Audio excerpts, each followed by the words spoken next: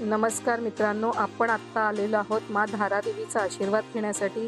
माँ धारादेवी अलकनंदेमध्ये उभी आहे आपल्या सगळ्या भक्तांचं रक्षण करण्यासाठी आणि सगळ्या भक्तांना अलकनंदा की धारा के बीच स्थित एक ऐसा दिव्य मंदिर जिन्हें चारों धाम का संरक्षक भी कहा जाता है, जिन पर जिम्मेदारी है चार धामों की रक्षा की। ये इतना दिव्य स्थान है जहाँ पर माँ गंगा और माँ धारी देवी का मिलन होता है। ये ऐसी जागृत देवी है जिनकी प्रसन्नता क्षेत्र में उन्नति लाता है और क्रोध प्रलय। इनका भव्य स्वरूप प्रतिदिन 3 बार बदलता है। जब जब इंसान ने माँ धारी देवी की शक्ति को चुनौती देने की कोशिश की, तब उसने बहुत भारी कीमत चुकाई है। तो चलिए मेरे साथ उत्तराखंड की सबसे जागृत देवी के दर्शन को, जो सौम्य भी है प्रलय भी, जो अन्नपूर्णा है तो रौद्र भी, जो शीतल है तो ज्वाला भी, अलकनंदा पर निवास करने वाली महादेवी धारी देवी। त्यांची मनोकामना असते आणि ते प्रत्येकजण भक्त तसं करत होते, आम्ही पाहिलं। आणि खूप छान होतं। माताचं महत्त्व सांगायचं म्हणजे माते आपल्याला 3 रूपामध्ये म्हणजे माँ धारादेवीची 3 रूपं आपल्याला बघायला मिळतात। सकाळी बाल्य अवस्थेची असते, दुपारच्या नंतर स्त्री अवस्थेत आपल्याला दाखवते आणि दुपारच्या नंतर म्हणजे सायंकाळीच्या वेळी माता आपल्याला खरोखरच वृद्ध मातेप्रमाणे दिसते। म्हणजे इथे येऊन तुम्हाला कोणत्या रूपात तुम्ही दर्शन घेणार हे मला प्लीज कमेंट्समध्ये सांगा।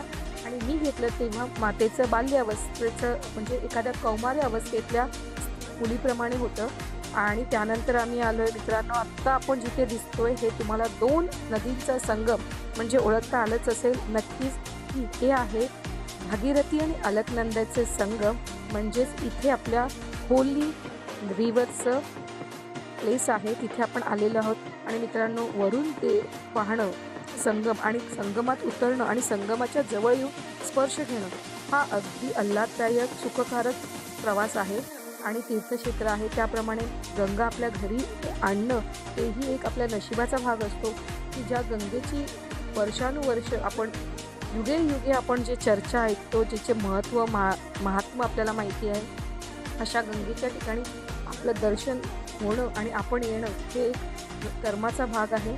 तर मी असा प्रवास केला की विष्णुप्रयाग, कर्णप्रयाग, नंदप्रयाग, रुद्रप्रयाग आणि देवप्रयाग अशा ठिकाणी आपण आलेलो आहोत। ह्या सगळ्या नदीची उगमस्थान नसून हे संगमस्थान आहे।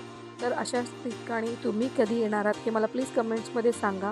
आणि अशा रीतीने आपली इथे सुफळ संपूर्ण तीर्थयात्रा पूर्ण झालेली आहे।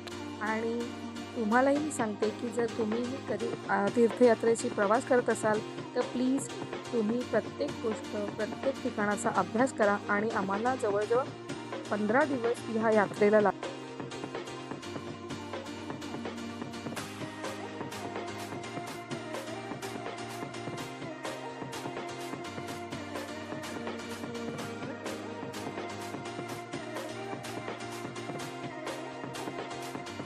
अशा रीतीने आमची यात्रा छान